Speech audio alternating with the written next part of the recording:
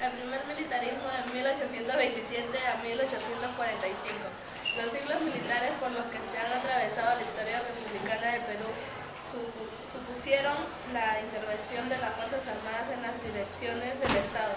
Luego de la independencia, de debilidad del Estado y la desaparición del sistema administrativo virreinal, hicieron que no existiera una clase política madura y con el respaldo popular como para asumir las recientes del poder. Así surgieron los caudillos militares, quienes asumieron al mando político del Perú, dando inicio al primer militarismo de 1827 a 1845.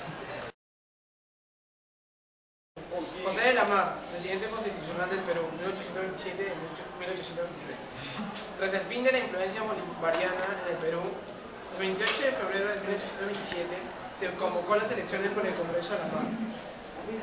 Fue elegido diputado por Huaylas y se preparó para volver a Lima. Pero sucedió entonces que una entusiasta población guayaquileña, enterada del retiro de las tropas gran colombianas del Perú, la obligó prácticamente a asumir el mando como jefe político y militar de la plaza de Guayaquil. Poco después recibió la noticia de su nombramiento por el Congreso de la República del Perú como presidente constitucional de la República 9 de junio de 1827. Su elección había sido impulsada por Francisco Javier de Luna Pizarro, el sacerdote liberal y presidente del Congreso, quien veía en la Mar un militar idóneo para el gobierno republicano, por ser una persona desafectada al militarismo y al caudillaje. Su candidatura triunfó sobre la de Andrés de Santa Cruz, quien quedó muy descontento por el resultado de la elección. La Mar salió de Guayaquil recién el 24 de julio, tras dejar en orden los asuntos de dicha provincia, y el 19 de agosto llegó a Chancay, desde donde se dirigió a Lima de incógnito. Buscaba evadir un fastuoso recibimiento. El 22 de agosto asumió por fin sus funciones como el presidente constitucional del Perú, el primero libre de tutela extranjera.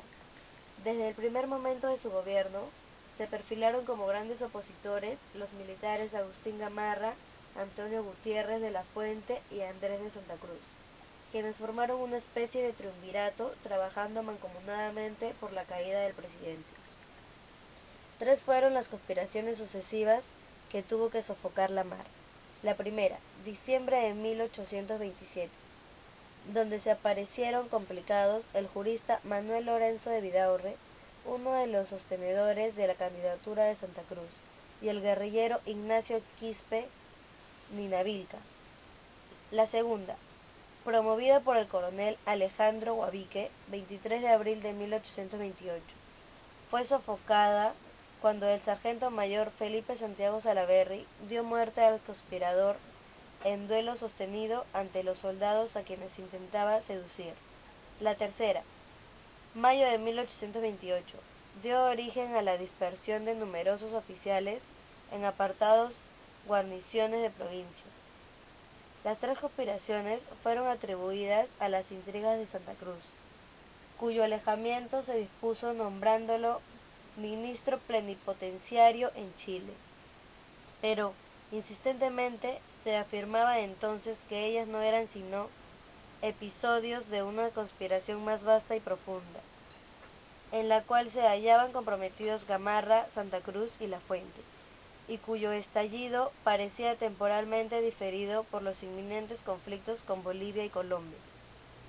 Por si fuera poco, la Mar tuvo también que enfrentar una peligrosa sublevación de los indígenas de Iquicha, en la provincia de Huanta. Estos aún luchaban nominalmente bajo las banderas del rey de España, y el 12 de noviembre de 1827 asaltaron y tomaron Huanta. Luego avanzaron amenazadoramente sobre Huamanga, pero fueron contenidos, y tras una cruenta campaña fueron al fin sometidos. Obras y hechos importantes. Primer esbozo de presupuestos. El ministro encargado de Hacienda, José de Morales Ugalde, presentó al Congreso una extensa memoria de todo lo hecho dentro de su ramo en el pasado gobierno y una relación de entradas y gastos públicos en 1827. Los gastos pasaban de 5 millones de pesos. De ellos, guerra y marina absorbían casi 2,5 millones. Promulgación de la Constitución Liberal de 1828. Pocos días después de instalarse al Congreso Constituyente en 1827, se declaró nula y sin vigor la Constitución vitalicia jurada el año anterior, y en su reemplazo se dio la Constitución de 1828, cuya promulgación y juramento público se dispuso para el 5 de abril de 1828, lo que tuvo que ser postergado para el día 18 de ese mes, por haber ocurrido el 30 de marzo un tremendo terremoto en Lima, que dejó la ciudad casi en ruinas. Y aunque sus bases fueron tomadas de la Constitución de 1823, se las enriqueció con normas que la experiencia aconsejaba. En lo civil puso término a ciertos rezagos de la vida colonial, a saber, empleos hereditarios, mayorazgos, vinculaciones y privilegios. Se abolió la tortura y las penas infamantes y solo hubo pena de muerte en casos de homicidio calificado. En lo político estableció la elección indirecta del presidente y el vicepresidente, para un periodo de 4 años, inmediatamente renovable, cámaras de senadores y diputados, cuya renovación se efectuaría cada 2 años por tercios y mitades, respectivamente, creación de un Consejo de Estado, al cual se encargaba la misión de observar y asesorar al Poder Ejecutivo. Creación de juntas departamentales, como medio de satisfacer y atenuar las tendencias federalistas, pero especialmente debe subrayarse a esa Constitución liberal, autorizó al presidente de la República suspender las garantías constitucionales e investigarse de facultades extraordinarias, por un tiempo determinado y con cargo de informar al Congreso acerca de las medidas adoptadas durante el ejercicio de dichas facultades. Finalmente, agregaremos que dicha Constitución ofreció al fomento de las industrias y la educación, la realización de estadísticas, la civilización de los indígenas y el apoyo a los inmigrantes, entre otras buenas intenciones que poco a nada se materializaron al correr del tiempo. La ocupación de Bolivia y el Tratado de Piquiza. Bolivia se hallaba todavía bajo la órbita grancolombina, con el mariscal Sucre a la cabeza como presidente vitalicio. Sucedieron por entonces varios movimientos rebeldes en dicho país, uno de los cuales resultó herido el mismo Sucre, quien tuvo entonces que delegar el poder a su presidente del Consejo de Ministros, general José María Pérez de Urdininea. Gamarra, que tenía bajo su mando el poderoso ejército peruano al sur, por voluntad propia, invadió a Bolivia el 1 de mayo de 1828, con la manifiesta intención de salvar a dicho país de la amenaza de la anarquía y proteger la vida de Sucre, aunque su verdadera intención era expulsar a los grancolombianos y poner punto final al predominio bolivariano en dicho país. Tras su paseo triunfal por territorio boliviano, sin penas hallar resistencia, firmó con el gobierno de Urdininea el Tratado de Piquiza, el 6 de julio de 1828, en el cual se acordó, entre otras cosas, el retiro de las tropas grancolombianas de Bolivia y la renuncia de la presidencia por parte de Sucre. Este hecho fue muy importante para el Perú, pues se eliminaba un peligroso frente en la guerra que ya se venía con la Gran Colombia. El mayor problema internacional que tuvo que enfrentar la mar fue precisamente el enfrentamiento bélico con la Gran Colombia, artificial creación geopolítica que ya amenazaba con dividirse. Primer gobierno de Agustín Gamarra, 1829 a 1833. En Lima, Lafuente no quiso conservar el poder y renunció ante el Congreso. Este, por votación, nombró presidente provisorio de la República al mariscal Gamarra y la vicepresidente a Lafuente. Se convocaron luego a primeras elecciones populares del Perú. Gamarra obtuvo más de la mayoría absoluta de los colegios electorales de provincia exigidos por la Constitución y fue proclamado presidente constitucional por el Congreso el 19 de diciembre de 1829.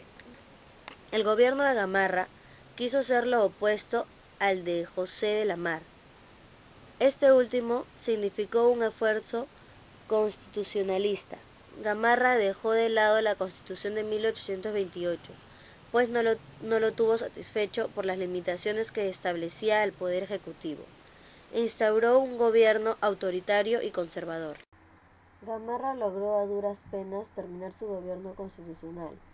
Tuvo un carácter muy activo, por lo que se ausentó varias veces de la capital para sofocar las varias rebeliones y levantamientos que ocurrieron en diversas partes del país.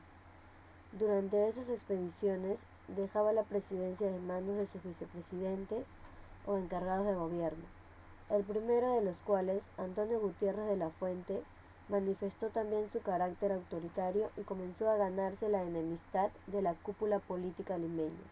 La Fuente terminó por ser expulsado de Lima tras un motín que estalló en la capital, promovido por la esposa de Gamarra, la famosa Mariscala.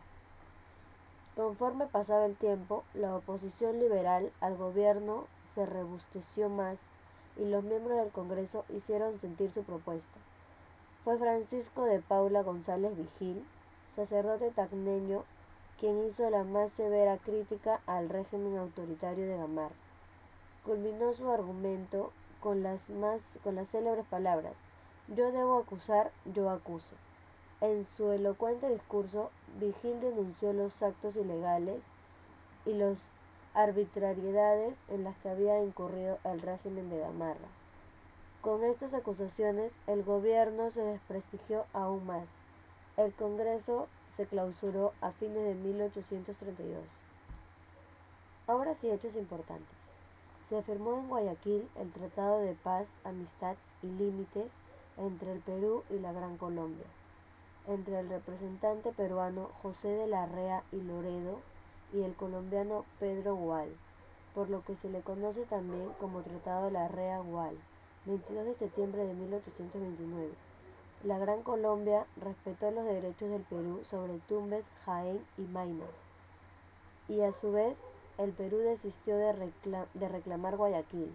Las fronteras quedaron pues tal como estaban antes de estallar la guerra. En 1830 surgió como Estado independiente la República del Ecuador, tras la disolución de la Gran Colombia. La flamante república se erigió sobre las bases de los territorios de la antigua Audiencia de Quito, más Guayaquil.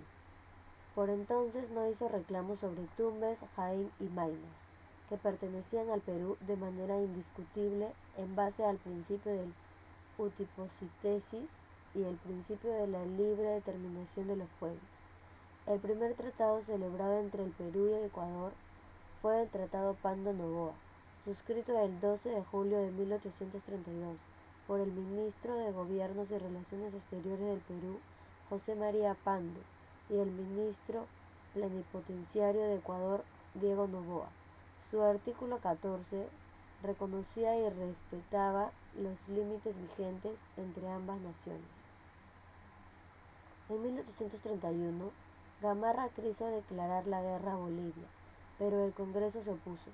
Entonces decidió entablar negociaciones con dicho país. Los representantes de ambos países, el peruano Pedro Antonio de la Torre y el boliviano Miguel María Aguirre, se reunieron en Tiquina, frontera Perú-Bolivia, firmando un tratado preliminar de paz, 25 de agosto de 1831, en el que se acordó el retiro de ambos ejércitos de la frontera y la disminución de sus efectivos. El 8 de noviembre de 1831, los mismos plenipotenciarios, con la mediación de Chile, suscribieron en Arequipa el Tratado de Paz y Amistad, que ratificó los acuerdos anteriores, además de la prohibición de las actividades sediciosas a los refugiados políticos de ambos países y el mantenimiento de las fronteras hasta el nombramiento de las comisiones de límites. Por el mismo tiempo se celebró el Tratado de Comercio, en el cual se aprobó la igualdad de derechos, se declaró libre la navegación en el lago Titicaca y quedaron exentos algunos artículos necesarios para la industria y la agricultura de ambos